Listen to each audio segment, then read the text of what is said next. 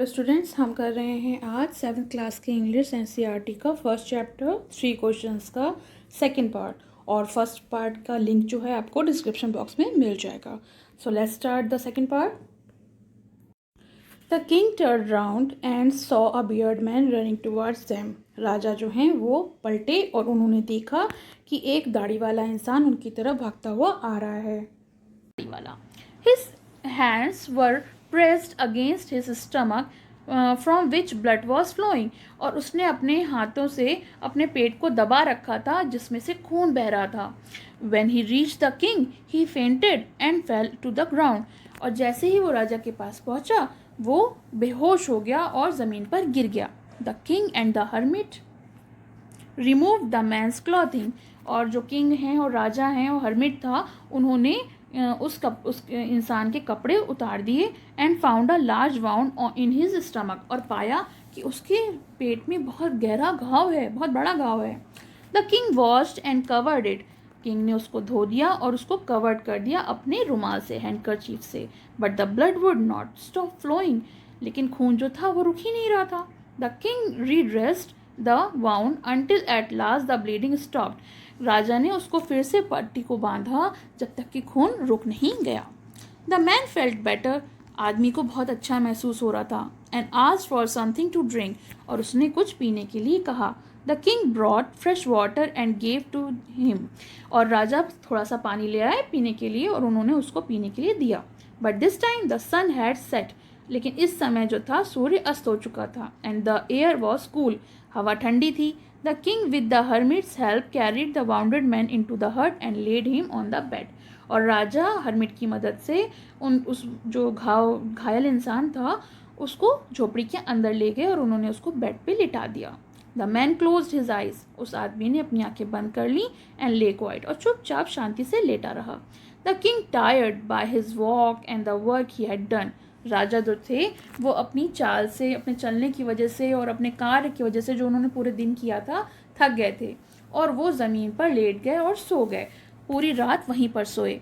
When he awoke, it was several minutes before he could remember।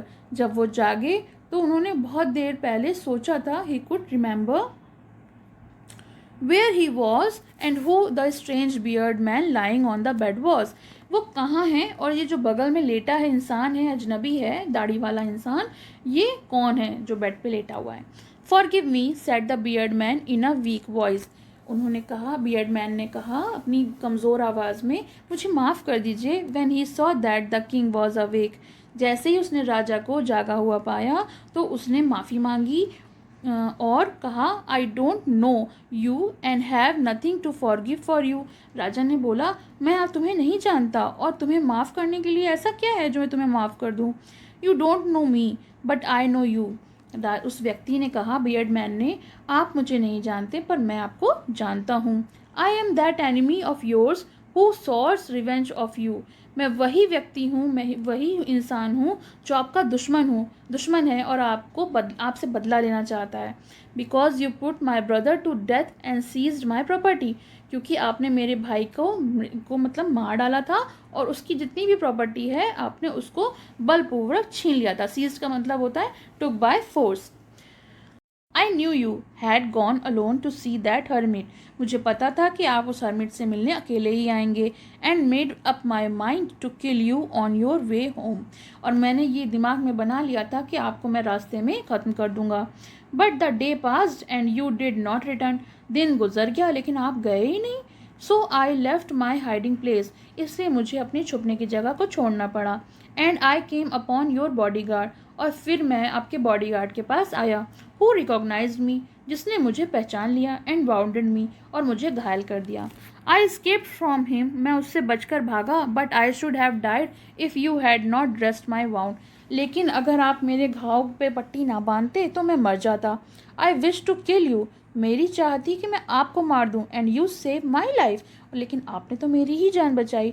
Now if I live I will serve you as your most faithful servant. तो उसने कहा, अगर मैं अब जीवित बचता हूँ तो मैं पूरी ज़िंदगी आपका एक ईमानदार और वफ़ादार नौकर बनकर रहना चाहूँगा। And will order my son to do the same, और अपने बेटों से भी कहूँगा कि वो भी ऐसा ही करें, मगर मुझे माफ़ कर दीजिए, forgive me. The king was very happy to have made peace with his enemy so easily. तो राजा को बहुत खुशी हुई कि उन्होंने अपने इतनी आसानी से अपने दुश्मन को दोस्त बना लिया। And to have won him over as a friend, और उसकी जीत किस बात पे हुई कि वो दोस्त बन गए। He not only forgave him but said he would send his servants and his own doctor to look after him. उन्होंने उसे माफ़ी नहीं किया, बल्कि ये कहा कि मैं तुम्हारे पास अपने नौकर को भेजूंगा और अपने डॉक्टर्स को भेजूंगा जो तुम्हारी देखभाल कर सकें। And he promised to give back the man's his property, और उन्होंने ये भी वादा किया कि मैं उस आदमी की प्रॉपर्टी को वापस कर दूंगा, जिसको भी मतलब मैंने मारा था और जिसकी प्रॉपर्टी को मैंने सीज्ड कर लिया था। Leaving the wounded man, the king went out of the hut and looked round for the hermit. घायल व्यक्ति को वहीं छोड़कर राजा जो थे बाहर झोपड़ी के बाहर आ गए और उन्होंने चारों तरफ हर्मिट को देखा। Before going away he wished once more to get answers to his question. जाने से पहले उनकी इच्छा थी कि वो अपने सवालों का जवाब उससे मांग पाते। The hermit was on his knees sowing seeds in the beds that had been dug the day before. Hermit क्या कर रहा था? वो घुटनों पे बैठकर उसी जगह पर बीज बो रहा था जो एक दिन पहले खोदी गई थी, यानी राजा ने जो बेड बनाए थे सॉइल में। The king went up to the hermit. राजा जो थे हर्मिट के पास गए और बोले, for the last time I beg you to answer my question. मैं आखिरी बार पूछ रहा हूँ, आपसे आग्रह कर रहा हूँ कि आप मेरे प्रश्नों के उत्तर देंगे। You have already been answered, said the hermit, still bending down to the ground and looking up at the king as he stood before him. उसने बगर उठे वहीं से ही जहाँ वो पे बीज बो रहा था, राजा को उत्तर दिया जो उनके बगल में खड़े थे कि आपको जवाब पहले से ही मिल गए हैं। How have I been answered? What do you mean by? उन्होंने कहा, तुम्हारा क्या मतलब है? मुझे मेरे जवाब किस प्रकार मिल गए? Do you not see, replied the hermit, if you had not pitied my weakness yesterday and had not dug these beds for me, you would have gone away. अगर आपने नहीं देखा कि यदि आप मुझ पर दया न खाते मेरी कमज़ोरी पर और मेरे थकान पर और इस बेड्स को नहीं खोदते तो आप यहाँ से जाना होता, आप यहाँ से चले जाते और उस वक्त जो व्यक्ति है वो आप पर हमला कर देता। लेकिन आपने मेरे साथ रुकना चाहा और आप मेरे साथ ही रहे। So the most important time was when you were digging the beds. तो सबसे महत्वपूर्ण समय था जब आपने बेड खोदा, मतलब जो खुदाई करी। And I was the most important person, और मैं सबसे महत्वपूर्ण व्यक्ति था। And to do me good, जिसके साथ आपने अच्छा किया। Was your most important business, और जो कार्य किया वही आपका सबसे महत्वपूर्ण कार्य था। Afterward when the man ran towards, the most important time was when you were caring for him, because if you had not dressed his wound he would have to died without having made peace with you. अगर वो जो आदमी भागता हुआ हमारी तरफ आया वो उसके लिए बहुत अच्छा समय था, क्योंकि अगर वो हमारे पास नहीं आता और आप उसकी देखभाल नहीं करते तो वो मर जाता, उसकी मृत्यु हो जाती और फिर वो आपसे दोस्ती भी नहीं कर पाता। So he was the most important man, वो बहुत महत्वपूर्ण व्यक्ति था। And you did not for him was your most important business, और यही जो था आपके लिए सबसे इम्पॉर्टेंट कार्य था। Remember then there is only one time that is important and that time is now. ये बात याद रखिए कि जो भी समय है, जो आपका अभी का समय है, प्रेजेंट टाइम है, यही आपके लिए महत्वपूर्ण है। And it is the most important time because it is the only time we have any power to act. और ये हमारे लिए महत्वपूर्ण इसलिए होता है कि इसी पल में हम अपनी ताकत का इस्तेमाल कर सकते हैं, हमारे पास पावर होती है कि हम कोई भी कार्य को सही या गलत कर सकते हैं। The most necessary person is the person you are with a particular moment, और सबसे ज़रूरी व्यक्ति वो होता है जो आपके साथ उसी पर्टिकुलर समय पर मौजूद होता है, यानी प्रेजेंट टाइम में आपके पास जो भी आसपास है वही महत्वपूर्ण है। For no one knows what will happen in the future, क्योंकि किसी को भी नहीं पता कि भविष्य में क्या होगा। And whether we will meet anyone else, और हम वापस दोबारा भविष्य में मिल भी पाएंगे या नहीं।